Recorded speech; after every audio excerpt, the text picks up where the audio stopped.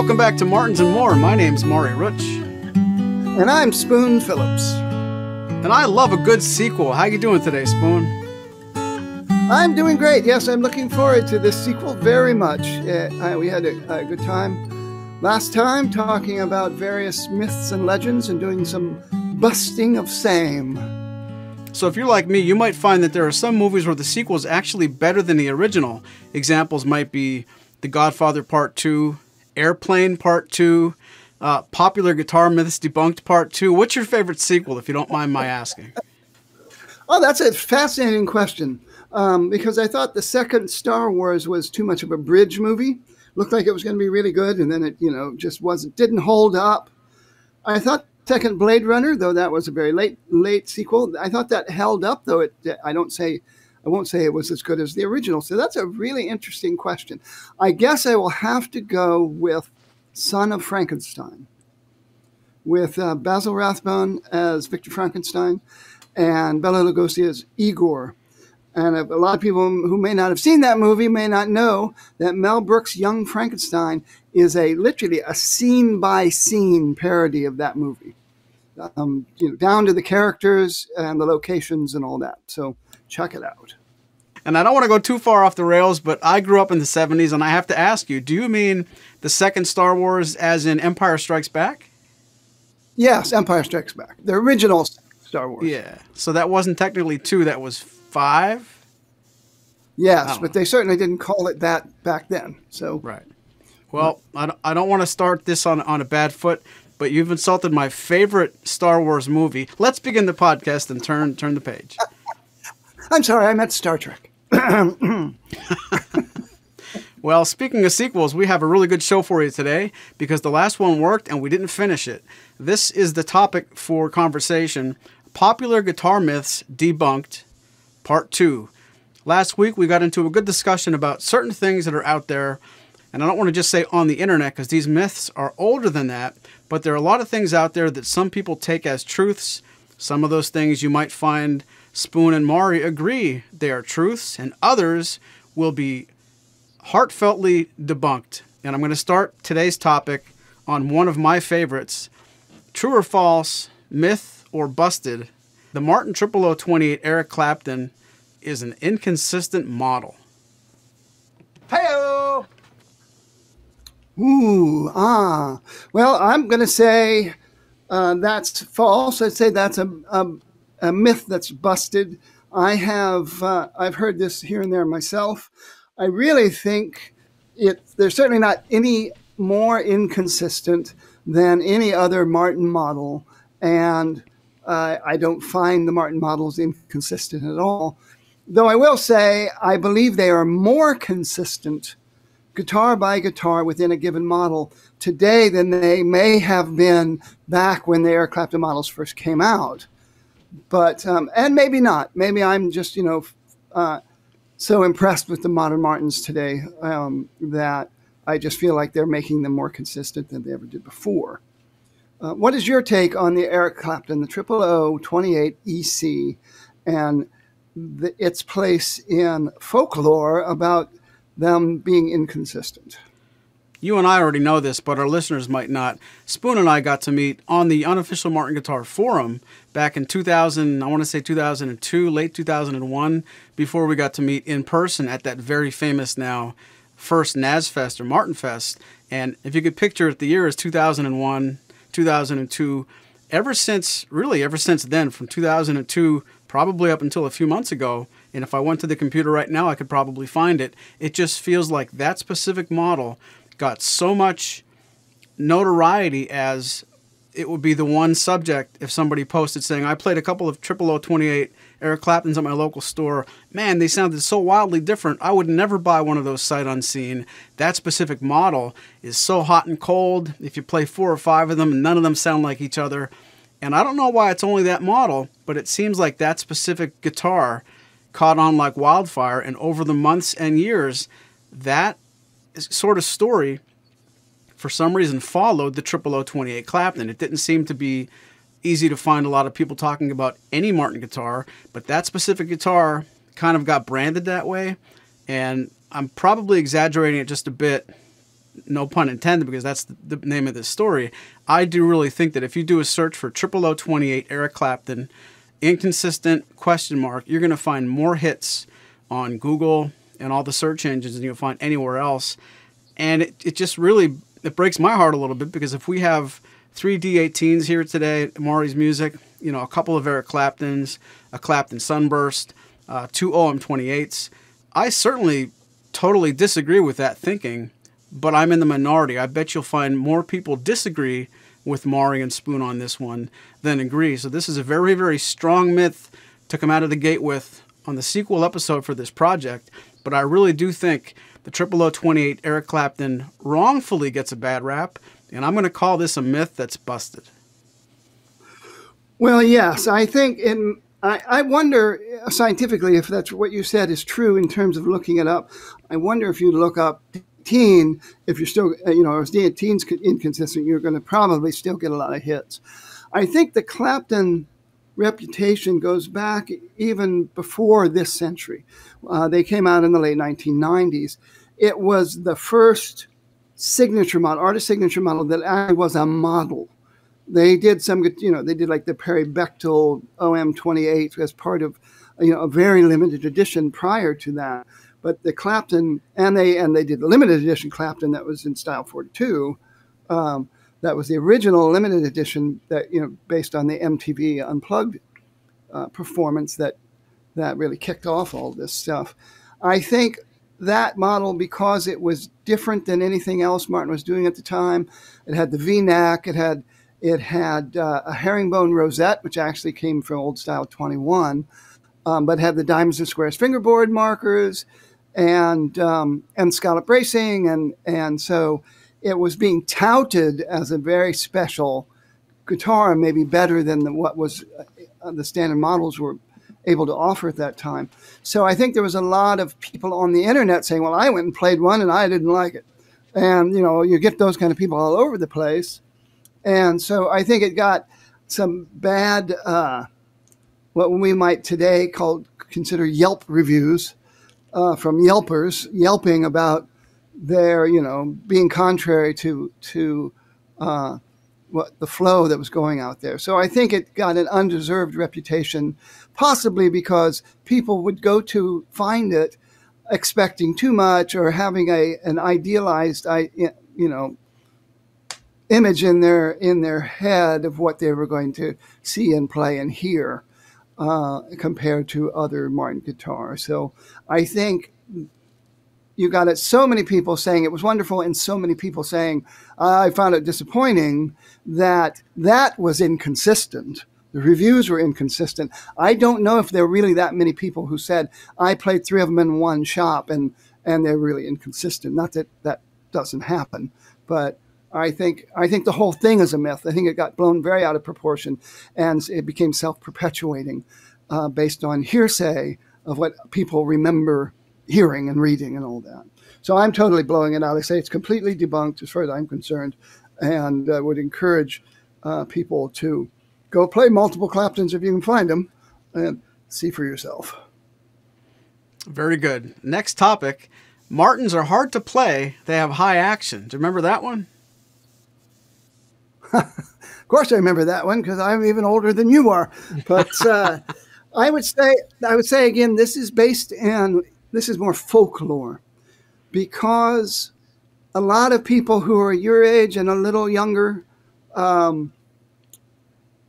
they started playing guitar when people like Bob Taylor had purposely started putting necks that were really electric guitar style necks on acoustic guitars. And Martin and Gibson at that time did not do that. So Martin had what they now call their full thickness profile. And they also tended to have higher action. They didn't have low electric guitar action. And Bob Taylor really blew the roof off of that. And not that he was the first one or the only one doing that, but he was the one that marketed it that way of our necks are so much more comfortable than your granddad's old acoustic guitar. So I think there's some truth in that. I remember playing Martins. I remember playing a D35, the very first D35 I ever got to play, and wishing that it was easier to play, because came up playing a Japanese import that had very low action and an extremely low, extremely narrow neck.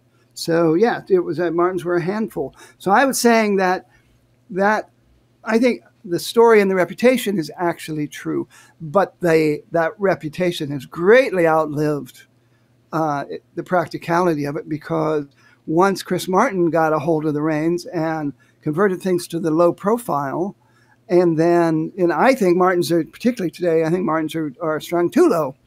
They're always too low for me, and anytime I've had to get a Martin made, in this century, I've actually had to have it adjusted so that the action's high enough for my style of playing.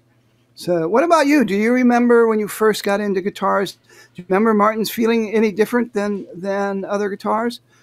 I do, and I don't know that I could make the fast comparison to Taylor. I really never did get to play a lot of Taylors in my guitar playing lifetime, but I know exactly what you mean, and I'm not a use case, or I don't fall into the category of somebody who found Martins, found them too high, played them against Taylors and Gibsons and other things, and knew the difference. But in the years I've been playing guitar, the years I've been playing acoustic guitar, since the late 80s, starting with Ovations, finding some imports, and getting into Martin in the mid-90s with my first D1, I would say this is certainly based in truth, and up into a calendar year, Martins were harder to play than they are now. What I can't do accurately is go back and say the year was 2000, and that's when Martin guitars stopped being hard to play and became easy to play. But over time, Martin certainly has made an effort and done it correctly, a successful effort, to make their guitars easier to play out of the factory.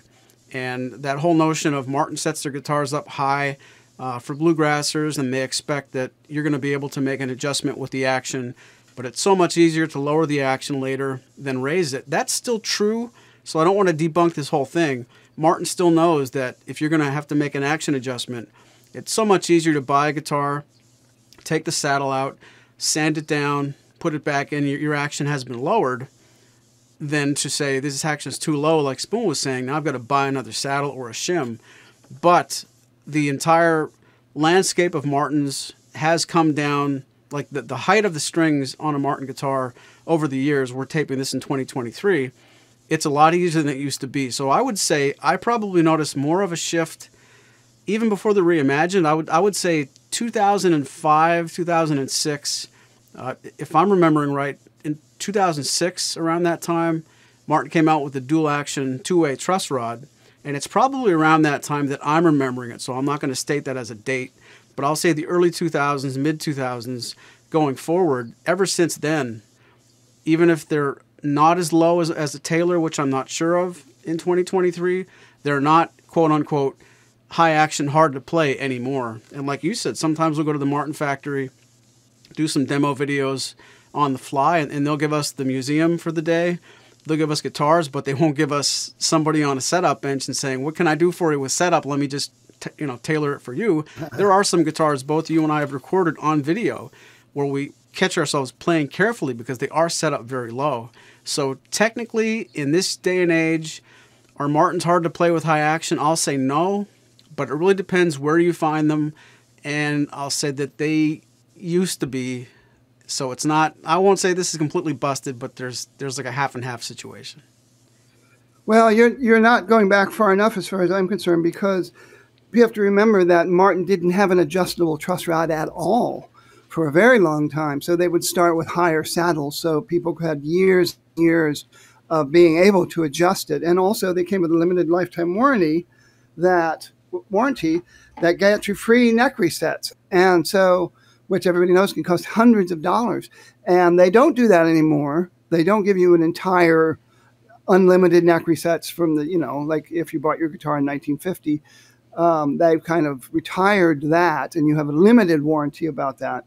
But they didn't have an adjustable rod at all. Again, until Chris Martin brought out the low profile, as it was called, and because of the new technology that had an adjustable neck rod. So they basically people remember Martins from the non-adjustable neck era. So the necks were thicker because the rod was not adjustable, and the action was higher.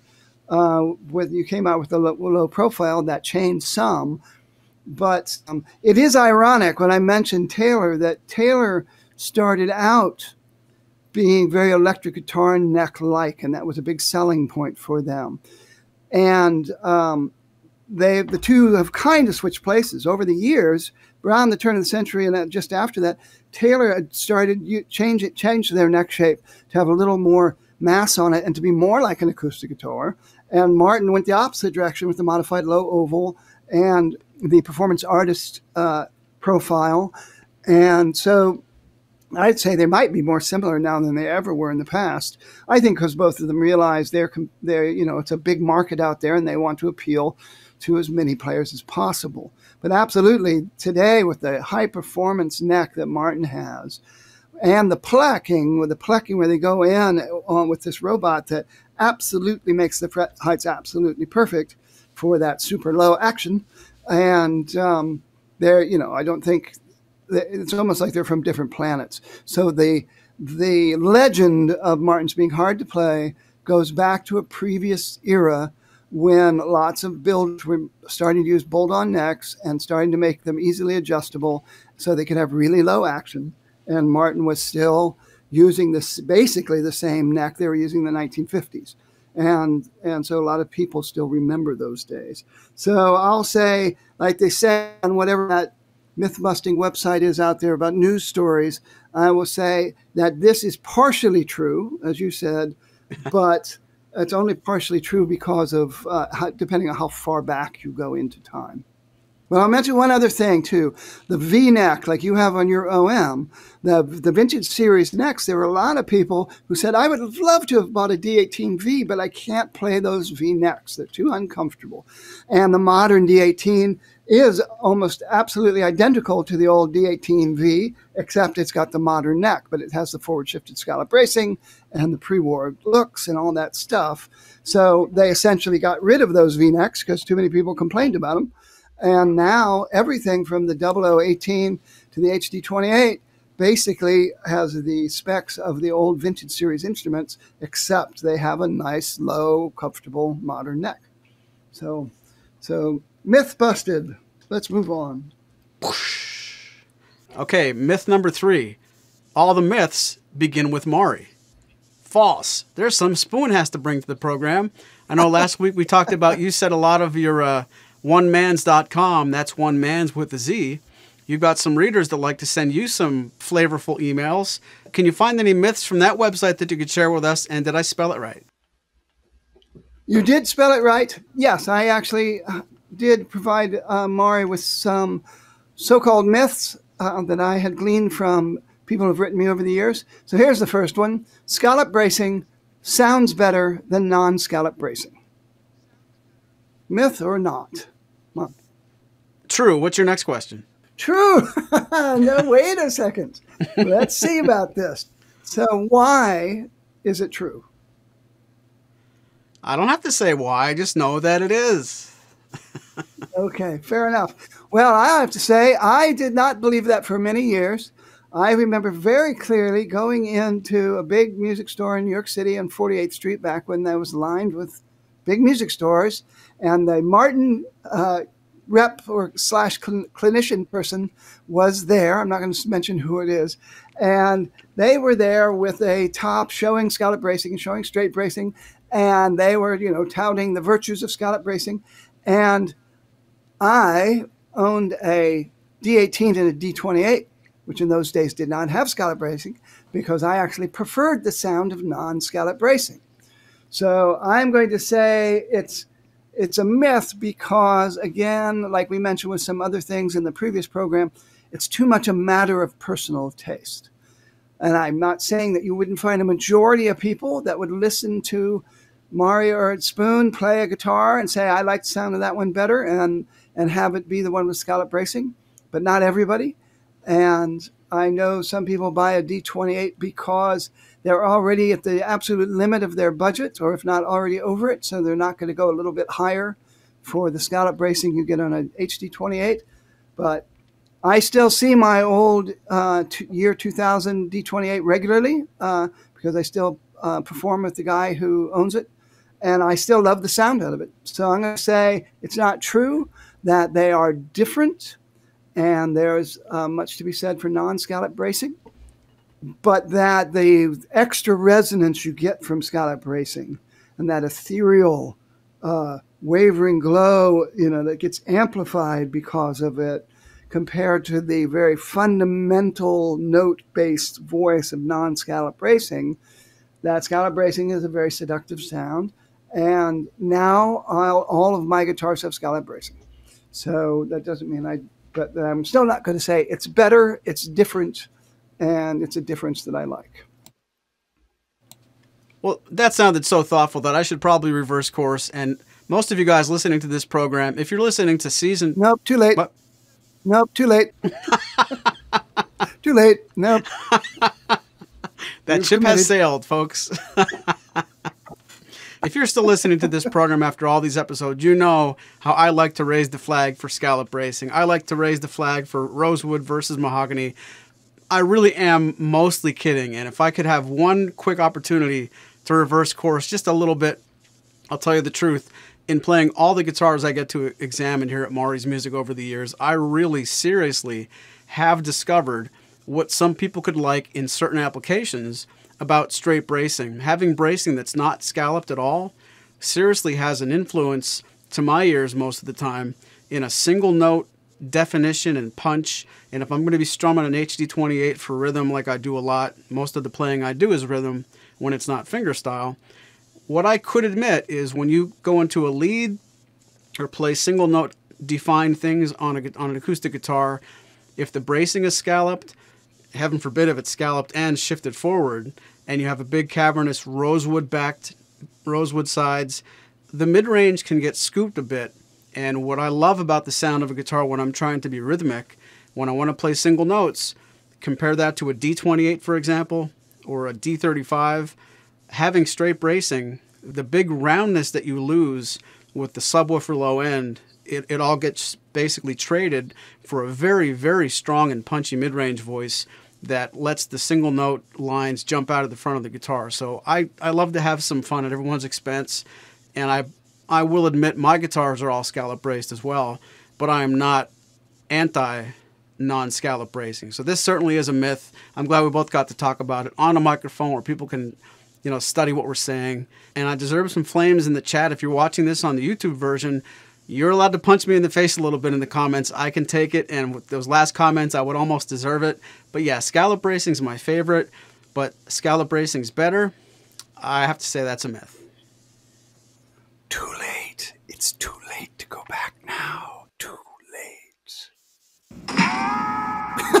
What a bunch of hippy-dippy baloney. Oh, it's always great to hear Maury get hit in the face.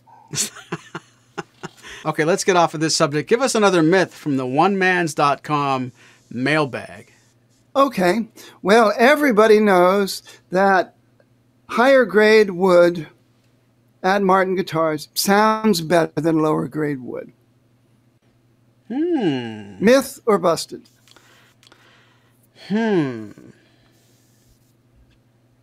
Pass.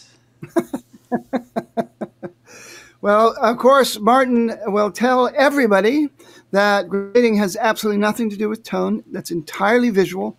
It's entirely based on what it looks like. But there's plenty of people out there that will tell you there's a reason they used quarter sawn, straight grain quarter sawn for soundboards particularly, is that it was supposed to be physically more stable. So it had more to do with worrying about the wood cracking when they were working with the wood. And I don't really have an opinion on that. I'm not a woodworker and a luthier. I know people who build guitars and work on guitars who still believe that. I know other people who say from their experience they've never had a problem using flat sawn wood versus quarter sawn wood versus rift sawn wood and all that. And but when it comes to sound, Martin will absolutely tell you that's entirely a busted myth, that they do not pay attention to sound one bit when it comes to grading. It's entirely cosmetic. But that doesn't mean it isn't true, because even though they're picking things cosmetically, maybe the things they're picking actually sound better. You would have to take 100 D28s and make 50 of them with lower grade wood than a D28 normally gets to convince, and then show a pattern where it was obvious that, lower grade woods, mattered in terms of tone. So I'm going to say that's a myth that's busted, that it is cosmetic and it's all a matter of how nice the wood looks when it comes to grading. Your thoughts? Yeah, I feel the same way, and I want to kind of call the old chicken and the egg problem here, where if Martin only grades wood aesthetically, which they do tell me as a dealer as well, and that's been going on since before 2003 when I got into the game, if Martin only chooses based on the way a guitar looks, they are giving the D45s and the D42s better wood, cosmetically of course, than the D18s and D28s. Those are getting better looking wood than a D16 and an OM16.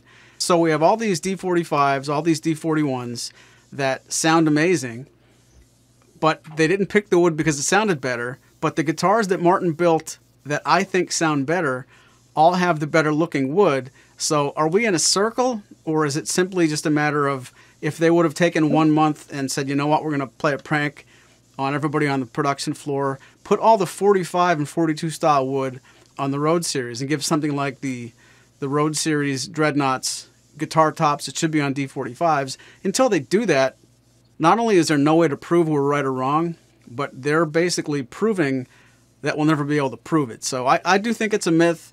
And if you're buying a guitar like a Martin D41 because it's going to sound better than something else, I think I agree with Spoon. It's certainly just visual. Yeah, but I wouldn't go as far as you, actually, because there's so many differences between a Road Series guitar and a Standard Series guitar. So in terms of the neck joint and how they're made, and so I would not go that far. I think nowadays it's fair to say that the HD28, the D41, the D42, and the D45 are essentially the same guitar, and it's only the appointments and the wood grade that differ. But I'm a big believer in what I feel is a fact, that how you inlay the edges of the guitar body matter greatly in tone production. But again, it's different. It's not necessarily better. In the previous program, I mentioned how I'm thoroughly convinced that the abalone inlaid guitars sound differently than the herringbone inlaid guitars in the Standard Series, or the guitars that have the white and black purfling like the 28 and the 35. But it's not. I don't believe it's because of the wood grades. I think it's because of the trench that they route around the edge of the top, and the fact that the 45 has trenches routed in all of the rosewood edges. That makes those pieces of wood vibrate differently and more freely and become more resonant. And the fact that abalone is an extremely unusual, natural, phenomenal natural material that is one of the hardest materials ever found in nature. They actually use it as the boilerplate, as it were, for the modern bulletproof vests and stuff like that. The way that it's constructed and how it would, I believe it actually affects how sound waves pass through it, or the energy that turns into sound waves, et cetera, et cetera. So I'm not going to say that you take 45 woods and you're going to put them on a Road Series guitar, and it may make that Road Series guitar sound better, maybe, but it's not going to make it sound like a D45. And if you take Road Series level woods and put them on a D45, the construction that goes into a D45 is still going to make that a superior guitar. So again, it's impossible to prove it's the wood. You would have to make D45s out of Road Series wood, multiple ones that prove it over and over, and I just don't think it's going to happen. I'll end this just by saying in the 1990s, I played a series of Brazilian rosewood custom Martins that were the Eric Clapton model, except that it didn't have Clapton's signature and it had quarter-inch bracing, and a series of OM28Vs. But there's a very small sampling of them. They had some that had what I called boring straight grain, something that old Fred Martin would have loved. And some of them had the very wild, highly figured flat sawn grain. That looked amazing. And the boring looking guitar sounded better than the flat sawed ones. But it was such a tiny sampling that there's no way that was scientific. And it was probably had much more to do with the soundboards, because they say that most of the voice of a guitar comes from the top. So that day, and for a while, I was convinced, oh, well, straight grain wood sounds better. Well, I've run into way too many wild grain guitars made by Martin and other people that sound spectacular. And so I no longer believe that what the wood looks like or even how straight the grain is, I don't believe it has any consistent bearing on tone. So I'm blowing that myth out of the water, and we'll move on to the next one. Well, before we move anywhere, regarding those Brazilian Eric Claptons, I'm going to ask what everybody's thinking. Do you still own them? No, I unfortunately could not afford anything like that in those days. In fact, I was there when a guy bought one, and this was at Mandolin Brothers, which has been closed a long time now. And he's like, oh, that one will be a lot of fun. Like he was just, going to add it to his big giant pile of guitars. And he took out a wad of money, $100 bills, and just, licked his thumb and peeled them off and paid for the guitar and laughed on the way out the door. And I've always wanted to see them again. I know one guy actually bought one because of my review of them on the Acoustic Guitar Magazine's forum. And a fellow who was... he was actually the head managing editor of The New Yorker. Oh, wow. And I'm assuming he still has to. He's retired now and lives up in New England somewhere, maybe upstate New York. I forget now. But anyway, John, if you listen to this, I hope you're well. But yeah, he bought one of the OM28Vs customs based on my review. And I know he liked it very much. Lucky guy. So, by the way, do feel free to continue hitting Maury in the face in the comments below. Thank you. Next. Ouch! Next myth from the onemans.com mailbag. Take it away, Spoon.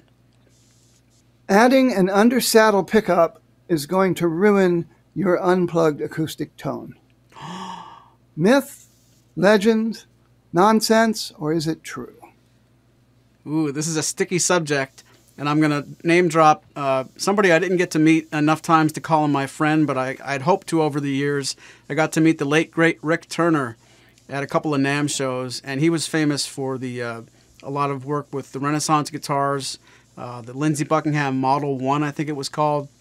I mean, you guys listening to this, you know who Rick Turner is.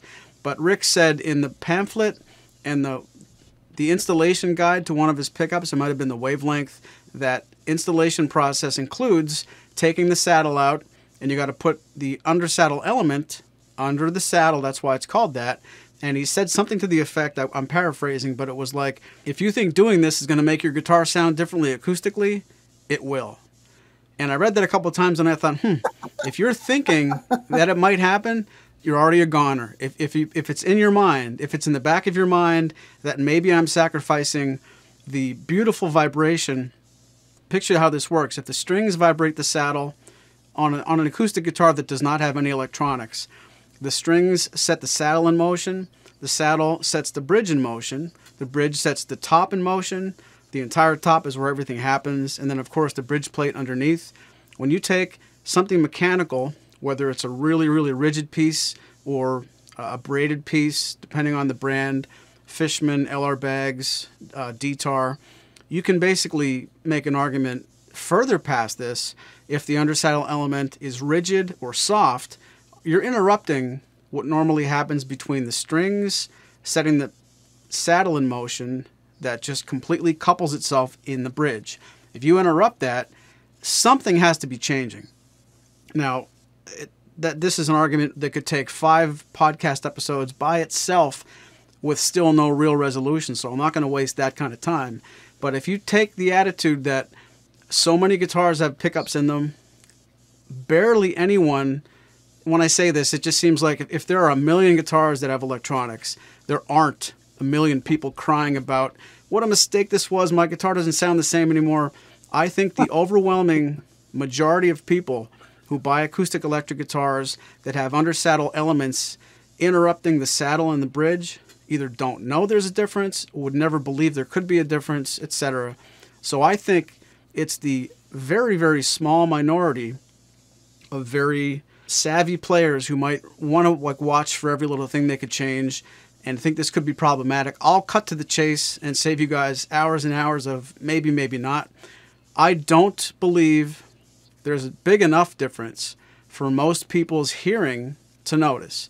Put it this way, if you guys would tell me I'm playing an acoustic guitar tomorrow that has a pickup in it, I would never, ever, ever be able to tell you, nah, I can hear there's nothing there, and vice versa. If you take one of my favorite guitars from our inventory and install an undersaddle pickup, I would never take that guitar off the shelf, open the case, and play that guitar and tell you that I think something sounds like it's interrupting the vibrations. I think almost no one could notice.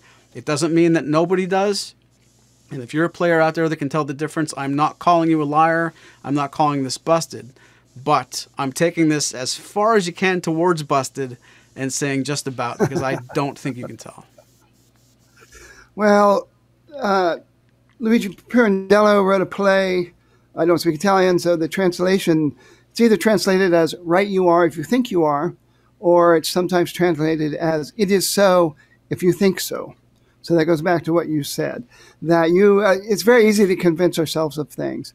I would say, just to go directly to what you just mentioned, I would say that it would depend on how much the bottom of the saddle mattered in transferring the kinetic energy to the bridge and bridge plate, because that's a slot, and so the sides of the saddle are also in contact with the sides of the slot and in the bridge. And I might suggest that much more of the energy transference comes outward on the sides of the saddle that's contacting that wood. So you have that long, but you have the front side and the back side and the little sides, at the end. All of that is sending energy into the bridge plate and into the bridge, not just the bottom of the saddle. I would also say if there was a difference, it would probably be a minor risk that the person who is installing it doesn't install it tightly or it's not evenly pressed down. But I think that's completely out of the question now with the very thin film they're using now to make these pickups. It doesn't matter whether you're talking Fishman or Baggs or the other people who are using an undersaddle element of some sort. You're talking about something that has been scientifically designed to be sensitive to vibration, and so it's the idea that it's going to be somehow causing some negative filtration other than someone not installing the saddle back in correctly, so it's not setting right and it doesn't have even contact and all that. There's always a possibility. But similar to what we just talked about, a lot of this goes back to the very beginning of undersaddle pickups. And back then, Martin's particularly, but most guitars, the saddle was glued in. And so there was a difference between a glued-in saddle and not glued-in saddle. And it's one of the reasons Martin glues in the saddles on the authentic models. Also, there were longer saddles back then. So there was more saddle that went way past the strings. And so there is some belief, I'll say, I don't know if it's ever been scientifically proven, but there's plenty of people who will say that, yes, there is a difference in tonal properties or in terms of how much sound is coming out of a guitar between an old-fashioned glued-in long saddle and a short, not glued-in long saddle. But as Maury just said, the differences are so small that everybody thinks it's worth it. So, everybody who's got to perform live thinks it's worth it. Everybody who is willing to spend thousands of dollars And, like Lawrence, even though they've discontinued signature models, he keeps continuing to get privately made custom Martins, and with different woods and all that. And every single one of them has a short saddle, drop-in saddle with a pickup in it, and he still gets amazing tone. So it's, to go back to Stephen Still's famous quote that a guitar is a box that rattles, and everything you do to that guitar is going to affect how it rattles. I don't think it's possible to say 100% that it makes no difference putting an undersaddle pickup in. But the differences are so slight that even if they are detectable, it's worth it. And you have a much better chance of changing the sound of the guitar by the kind of bridge pins you're using, and even that's a subtle change, than having an undersaddle pickup. So whether it's true or not, I think what I said at the beginning of all this was probably true in 1970 or whenever they first started experimenting with undersaddle pickups and blowing out the old ivory saddles or bone saddles that you had to just literally just destroy to get out of glued in saddle. And then they would make either non-glued in saddles with little fake wings, or they would, plug the area where the longer part was, which happened to my OM28 VR, and a short saddle was put in to accommodate an undersaddle pickup. And that guitar still sounds fantastic to this day, even though it's now owned by my former girlfriend of mine in England. But fantastic guitar. Having the undersaddle pickup was totally worth it to me. And if it made any difference sonically, I don't think I would have noticed, just like Maury said. So I think we're in agreement with that maybe, except I'll say maybe it was true at the very dawn of undersaddle pickups, but not certainly with the undersaddle pickups today. Very good. And I'll tie this up with a bow by saying the guitar manufacturers would not allow undersaddle pickups to become such a part of their line if it was harmful. You wouldn't see so many Martin guitars, Taylor guitars, Gibson guitars adopting this technology if it really stunk up the joint. So I think so too. I think it's just shy of being a myth, but that was a good topic. I think we have another one from another loyal onemans.com reader. He says, Special Secret Spruce was used on the 1968 D45s and probably other special Martins at that time. And these are the D45s that were owned by Crosby, Stills, Nash, and Young. And, of course, the actor David Soul, who also was a recording artist, he owned one that's actually owned now by a friend of Maury and me. And we've all loved that guitar, especially Tim Perry, who would marry it if it was legal, if bigamy and marrying guitars was legal in the state of Pennsylvania. Wow. Okay, so was there really super secret spruce? So what do you know? Do you know about those guitars? Do you know anything about what spruce that model had? I don't know as much as you do, but I have heard some of our friends at Martin Fest and some of the people that you know that I've also met in other circles. What's coming to mind is that some European spruce snuck into Martin at that time. I don't want to let anybody think that I'm busting a myth that, Crosby, Stills, Nash & Young and Starsky ordered specific tops to have, for their guitars in a certain time period. But I do remember hearing some of the late 60s D45s had something different about them. But most of the stuff I've heard it's only going to be verified or debunked by you. So I'm going to give you the floor here.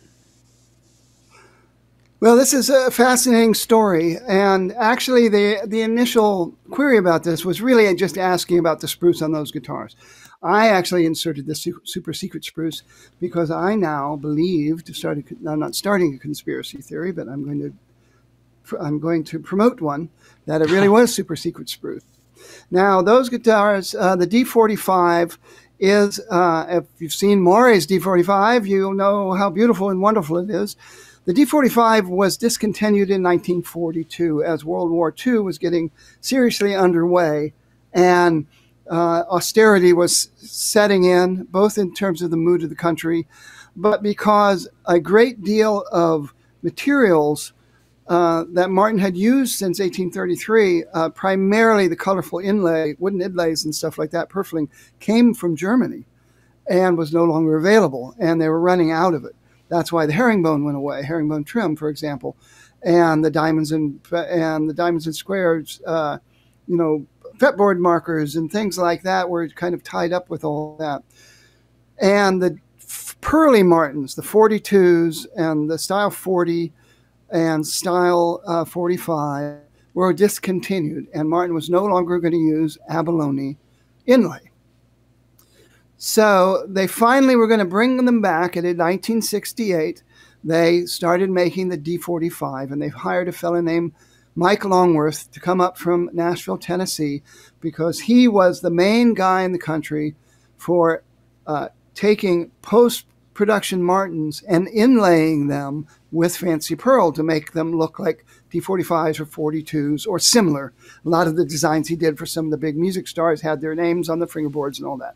So they figured, well, let's hire the #1 pearl inlay artist to come up here and make the D45s and train some of our people in doing pearl inlay. So he came up to do that, and they wanted to make them like the 1942 D45. So they looked like them, and they had like some subtle difference, and I think it's down by the end block where they have the inlay that goes around the box, around the end pin. I think it was purposely looks different than the ones from the 1940s. So people wouldn't try to relic them and sell them as a pre-war Martin or something like that. But they wanted Adirondack spruce for the tops because that's what was on the original D45s, and they couldn't get Adirondack spruce. It still wasn't available in the quality that they needed to make acoustic guitar tops. And so they went looking for European spruce because the belief was that German spruce sounded more like Adirondack than anything else that was available. Now, it wasn't German spruce. It was actually purchased by a wood dealer in Germany. This is the official story.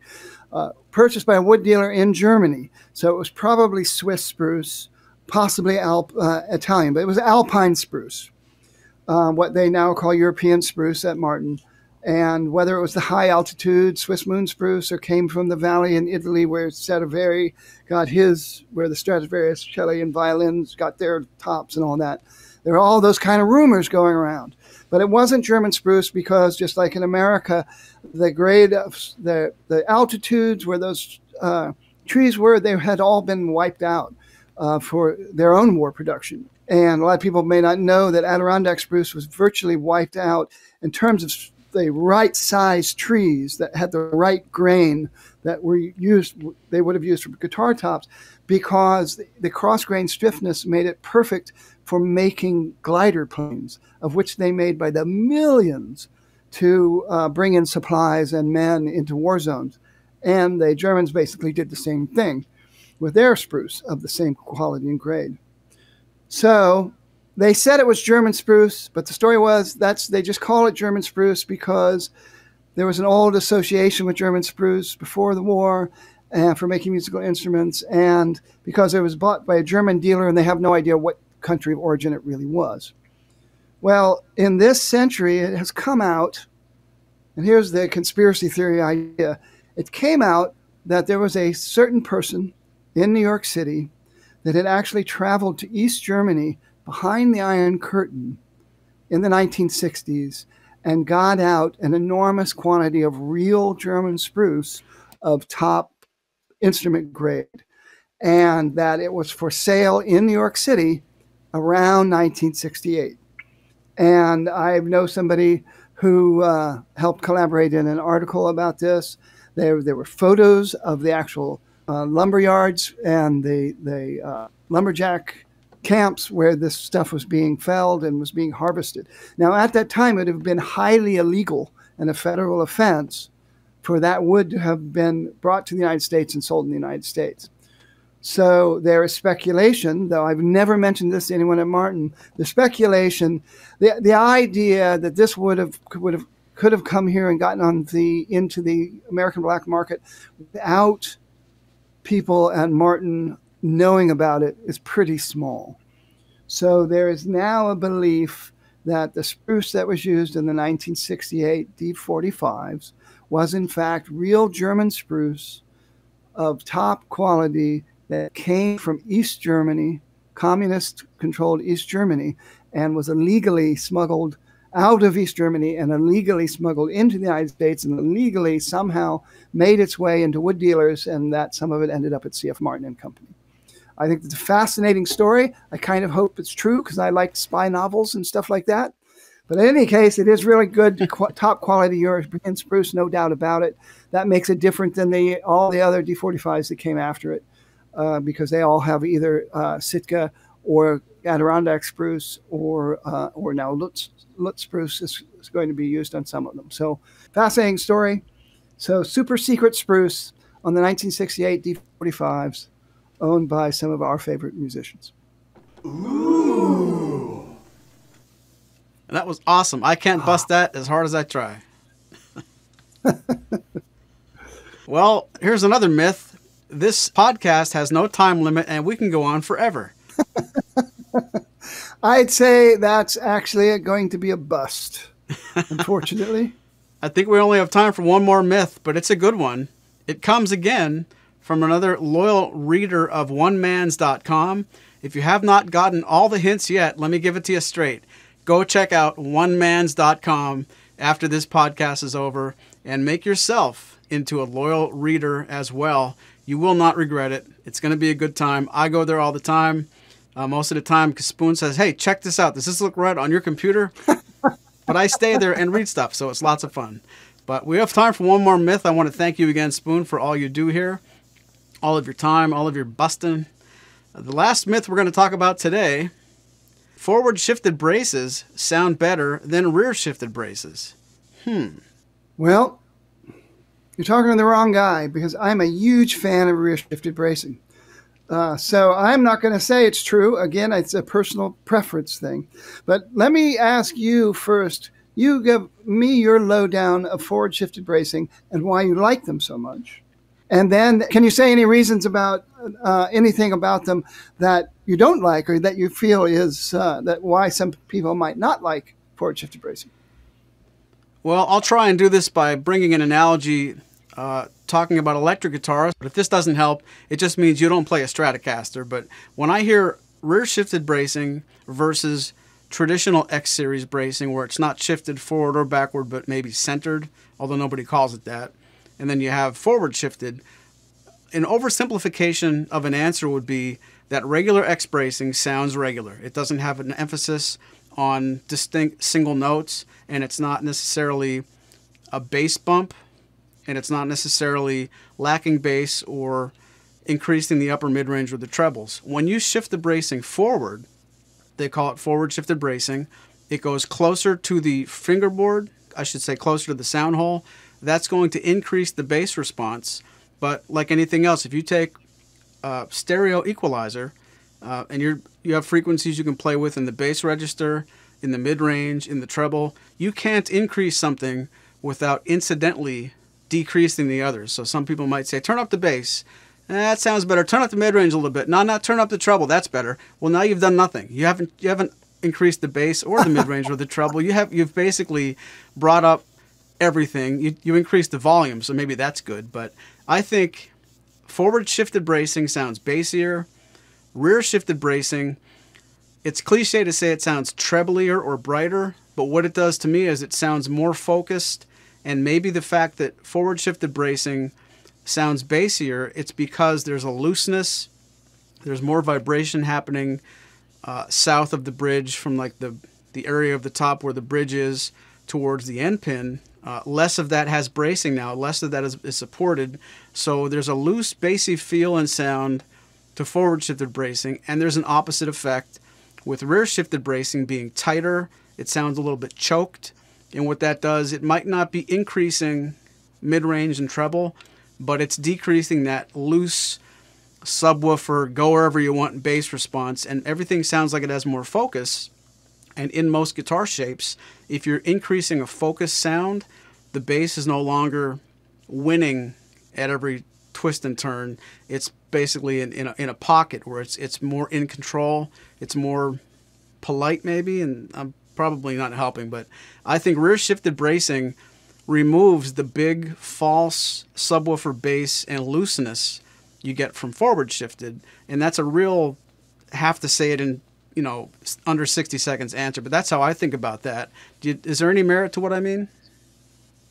Yes, absolutely. I'm glad you brought that up the way you did, because I was waiting to point out that for most people alive today, when that knew Martin guitars, they would have considered rear shifted bracing to be what you called centered bracing. And rear shifted bracing existed from 1939 to 1959, possibly 1960. There's still some debate out there of when did it change. But and at Martin, there was no record of them changing the bracing at all. There was a repair guy in Southern Ohio somewhere that actually wrote to Martin saying, "Why did you guys change the bracing in 1939?" And Martin didn't even know it happened. There was no record of it. They believed it had something to do with people playing thicker and heavier strings, but that may not be true. It probably had something to do with some sort of warranty issues they were getting, and they thought maybe moving the X brace back closer to the bridge, it would just help support, and it would narrow the X brace. The two long struts of the X brace would be a little narrower, perhaps. And so what we call forward shifted bracing now, the X brace, the center of the X brace crosses about 1 inch from the sound hole. But that's actually not important at all. What's important is how far away it is from the bridge plate. That's what Maury is referring to about there's more, it's looser in terms of how the flexibility of the top around the bridge plate. They moved it back in 1939 to, I think, 1.75 inches. And that's what we got in the 1940s. They got rid of scallop bracing by 1945 and transitioned through 45 with what became known as tapered bracing into 46. By the end of 46, you have true non-scallop bracing. So you had rear-shifted non-scallop bracing through the 1950s. Approximately 1959 to 1960, the X bracing changed again, and they moved it back to about 1.5 inches from the sound hole. So true rear-shifted bracing had a very short-lived time period. And I always referred to what Maury called center bracing as rear-shifted bracing because I did not know about the even farther rear-shifted bracing back when I first got introduced to Martin guitars. And until the Authentic series appeared and the D28 Authentic 1941 and D18 Authentic 1939 showed up, most people had never heard this. And I say I really like rear-shifted bracing. Today you can get it on the Rich Robinson model. That's the D28 Rich Robinson model, which is non-scalloped rear-shifted bracing.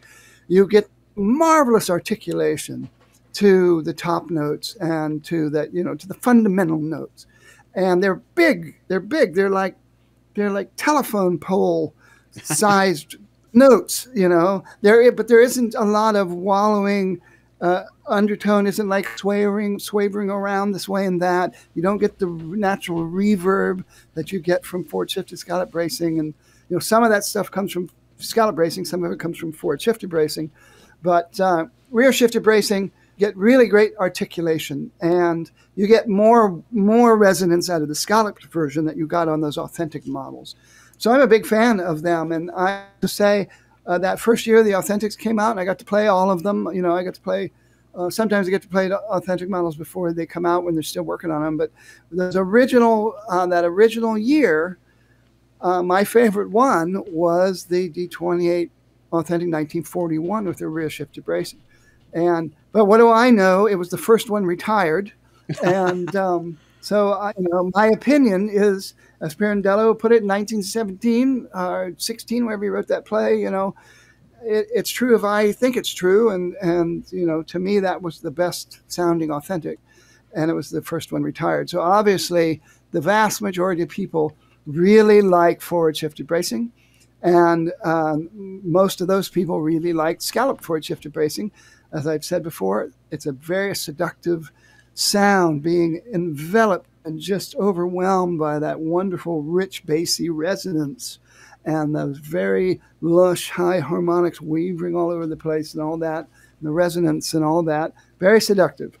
But I'll still say it's a myth because it's still a matter of personal choice, and there's still plenty of people out there who love late 40s and early 50s Martins, and particularly flat pickers, a lot of flat pickers, or even finger style players who use the big steel finger picks and play what is essentially bluegrass.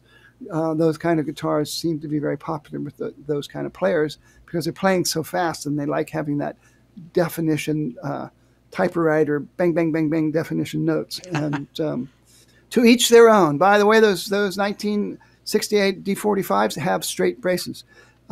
It's the center braced, center shifted, but they had straight braces. D45 didn't get scallop braces until several years later. So it's whether it's scallop bracing, straight bracing, forward shifted, center shifted, rear shifted, we're still talking about wonderful guitars that are wonderfully made, that still say to the world, this is the American flat top acoustic guitar that you all have to look up to and emulate as you try to make guitars that are as good or better. And so a lot of these Martin myths are splitting hairs and cherry picking as to whether the undersaddle pickup is going to make your guitar sound worse, or if what if the 68 D45 had Sitka spruce? They would still be spectacular guitars. And whether it had Swiss spruce or super secret communist East German spruce. So great stuff. It's fun being a guitar geek. I don't never like the word geek very much, but I guess I qualify when it comes to this kind of stuff. I'm certainly a super enthusiast, and I'm always welcome opportunity to have talks like this with Maury and read the comments of people who are just like us. What's the saying? Tell me you're old without telling me you're old. You name drop typewriters and telephones in that little commentary. So if anybody listening to this is like, what the hell are those things? You're just younger than us, and that's a good thing. And I owe you guys an apology. I got on a roll, and I talked so much earlier, I forgot my own point. I started that segment trying to compare my point of view with a Stratocaster. What I meant to do in the end was say forward shifted bracing is like the neck pickup. Rear shifted bracing is like the bridge pickup, and the middle of the sound, the regular X bracing, is kind of like that in-between position, in between the middle pickup and the bridge pickup. But that, long gone. I should have made that point 15 minutes ago, and I apologize. But I got so excited. Spoon, I want to say the same thing. This is always so fun, geeking out on all these details with you. I do hope most of our readers, if you know we're calling ourselves geeks, it's with the most affection you could ever sum up. I just love talking every week with Spoon and getting down into all these details. And that brings us to an important announcement. First of all, this specific episode is coming to a beautiful end, but so is the season. You have reached the completion of Season 2 of Martins and More. I want to end this show by saying thank you so much for listening to 2 full seasons. We need a break, and you deserve one. Martins and More will return May 29th for Season 3, featuring more special guests. Well, not guests who are more special, but, well, special guests, more of them. Well, not more than in Season 2, but what I mean is we haven't decided to stop inviting guests. Season 3, more of the same is what I mean to say. And do you have any more concise ending words for us, Spoon? Because I'm not doing very well. Yes, it's been fun. Thank you. I'd like to say for everybody who does listen to this podcast, does read the websites, and particularly those of you who see the podcast on YouTube, we have enjoyed so much the recommendations that we get for recommendations of programs, recommendations for segments, recommendations for specific guitars you want to hear about. So we're giving you some time to think some of that stuff up. So be sure to let us know on the YouTube comments. You can just, put them on any of the videos that you watch, or you can drop a line at support@maurysmusic.com with your suggestions for future programs, future guests, future subjects to be included. And this also gives you some time to go back and catch up with any episodes that you may have missed over the previous 2 seasons, or simply would like to visit again. Well, I'll come back to this one and listen to that sound effect of Maury getting smacked in the face multiple times. Yes, much more smack in the face in season 3, I guarantee it. From all of us, I'm going to get a helmet for that season. From all of us at Maury's Music, thanks for listening. Hear you later. This has been a presentation of Maury's Music, your trusted source for Martin and Blue Ridge guitars. Find us online at maurysmusic.com.